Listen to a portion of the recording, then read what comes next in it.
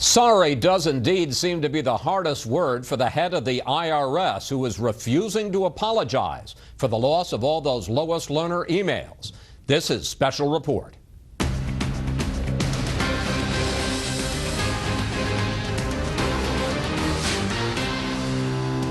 Good evening, I'm Chris Wallace in for Brett Baer. The Internal Revenue Service has never been an agency most Americans love.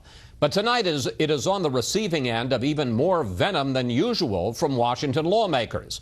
The country's top tax man was unapologetic in discussing missing emails relating to the IRS targeting of conservative groups.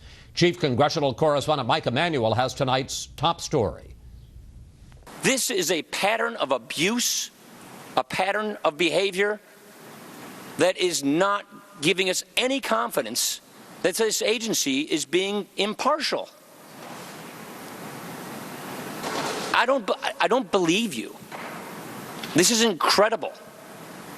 I have a long career. That's the first time anybody has said that they do not believe me. I don't believe you. A week after the IRS revealed in last Friday's news dump that more than 2 years of former official Lois Lerner's emails were lost in a computer crash, House Republicans on the Ways and Means Committee blasted IRS Commissioner John Koskinen. Koskinen testified Lerner's hard drive was recycled and destroyed, and backup tapes at the time were only kept 6 months. Then the chairman, Dave Camp, sought something more basic. What I didn't hear in that was an apology to this committee. I don't think an apology is owed.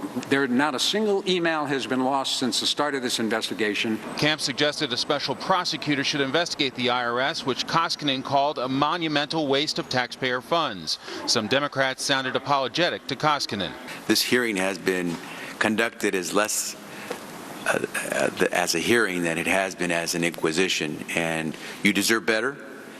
You certainly are obligated to give us truthful answers, and we appreciate that you are trying to. There were references to this letter from White House counsel Neil Eggleston to Camp and Democrat Senator Ron Wyden. In it, Eggleston writes the White House was told by Treasury about the missing email issue in April. Camp wanted to know why Congress wasn't told until 2 months later. Why did the IRS inform the executive branch agencies, the White House, the administration, but kept it secret from the Congress, who was conducting an investigation? We were not keeping it a secret. It was our public report to you that has, in fact, provided you this information. There's been no attempt to keep it a secret. While Koskinen has only been on the job at the IRS for 6 months, Texas Republican Kevin Brady suggested the agency has hit a historic low. This is the most corrupt and deceitful IRS in the history. To say that this is the most corrupt IRS in history ignores a lot of history and seems to me, again, is a classic overreaction to a serious problem which we are dealing with seriously. Ryan continued to unleash on Koskinen over the timeline. You told us on Monday, because we asked you whether any other hard drives crashed. This is unbelievable. You told us on May that you were going to give us all of Lois Lerner's emails, and you learned in February that this crashed.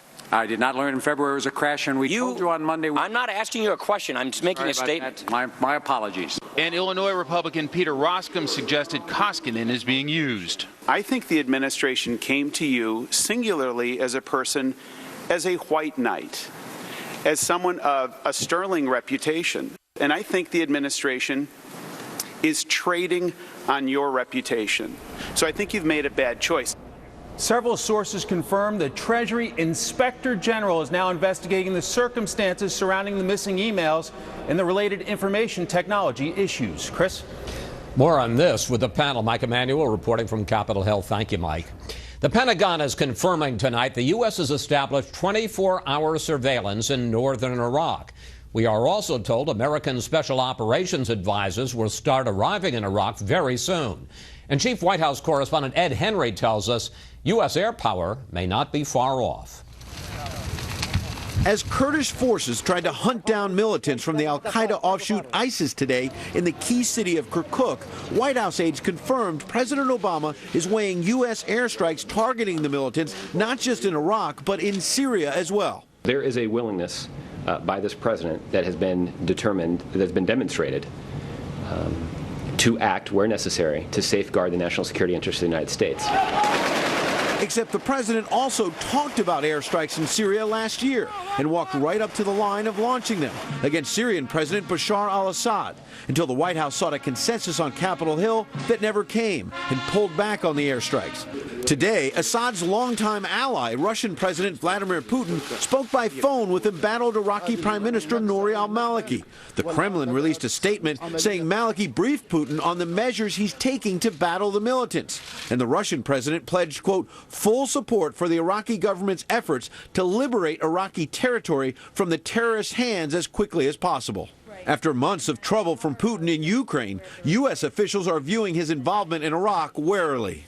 To help stabilize Iraq and support the governing in a non-sectarian, unified manner, certainly, but I don't have any more details of their call. The continued tension in Iraq comes amid more turmoil in Afghanistan. One day after Taliban suicide bombers targeted NATO fuel trucks, 3 American service members were killed in an IED attack in southern Afghanistan. As Republicans warn that when U.S. troops leave Afghanistan for good in 2 years, the security situation could collapse, just like in Iraq. We're on the verge of doing the same thing in Afghanistan. I promise you, the Taliban would be dancing in the streets. They just do not believe in dancing. White House officials say while it may not be easy, Iraq and Afghanistan eventually have to stand on their own. How do you respond to Republicans who are saying that what we're seeing play out in Iraq could happen in Afghanistan? We're certainly concerned about making sure that we leave behind a stable, self-governing and self-securing Afghanistan. Today, the powerful spiritual leader of Iraq's Shiite majority, the Grand Ayatollah al-Sistani, called for a new government in Baghdad, a clear shot at Maliki, and a sign his days are numbered. Chris? Ed Henry reporting from the White House. Ed, thank you.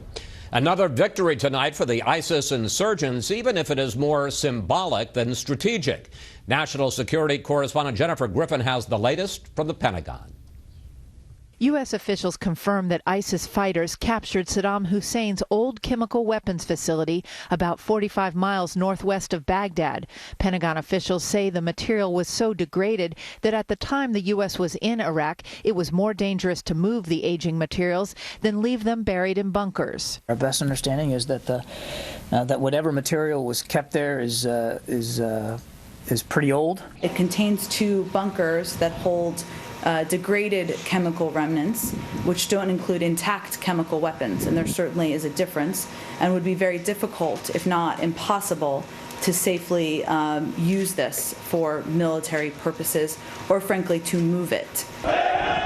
Defense officials say they are confident the militants will not be able to create a chemical weapon out of the material. The facility is in essence defunct. Here's how a declassified 2004 CIA report described the Al Muthaina facility, which UN inspectors dismantled before the U.S. invasion. Quote, a wasteland full of destroyed chemical munitions, razed structures, and unusable war-ravaged facilities.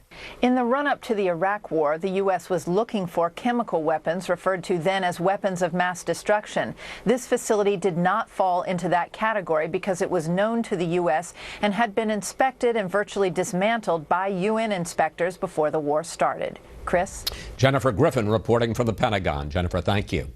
In Ukraine, that country's new president is pushing a peace plan while government troops and pro-Russian separatists keep fighting. Senior foreign affairs correspondent Greg Palcott reports tonight the U.S. and Russia are paying close attention. In the wake of months of fighting in eastern Ukraine, the Kiev government is calling a unilateral week-long ceasefire. Ukraine's UN ambassador is hopeful. Security guarantees for all parties of the negotiations. Cessation of military confrontation in Donetsk and Lugansk regions, creating the necessary preconditions for the return to civilian life people today are strategic objective number 1. This as more Russian tanks and armor commandeered by pro-Russia separatists were brought across a porous Russia-Ukraine border.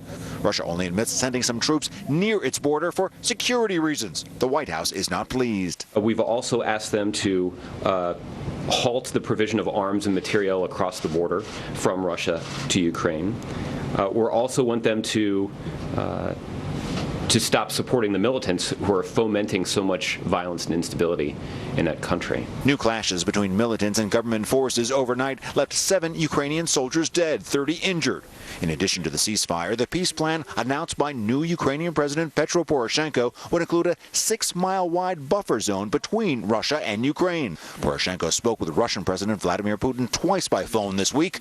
Moscow now branding the plan an ultimatum. Putin maintains his position in the Ukraine by keeping things kind of edgy. So we should never have expected things to just go back to, okay, everybody go back to their corner. Some in the region aren't waiting for a resolution to the crisis. They're heading out. The Treasury Department announced today 7 pro-Russia separatist figures would face new sanctions for their role in destabilizing Ukraine. Stability in short supply there right now. Chris. Greg, thank you. Up next, something old and something new for potential GOP presidential candidates. But first, here's what some of our Fox affiliates are covering tonight. Fox 23 in Albany, New York, where state lawmakers have approved a bill to legalize medical marijuana. New York would become the 23rd state to do so. Fox 13 in Clearwater, Florida, with a motorcyclist cheating death. A vehicle makes a left turn in front of Michael Smith. He flips over the car, hits the ground, flips again, then walks away. I was upside down, had my shades on, like, yo, I can either land on my feet or my head right now. And right after I got done thinking that, I just landed on my feet. And this is a live look at the San Francisco Bay Bridge from our Fox affiliate, KTVU. They're covering the Bay Area 6th grader who is making history as the youngest woman to qualify for the U.S. Open golf tournament. The 11-year-old golf phenom shot a 78 in both the first and second rounds, and she missed the cut. That's tonight's live look outside the Beltway. We'll be right back.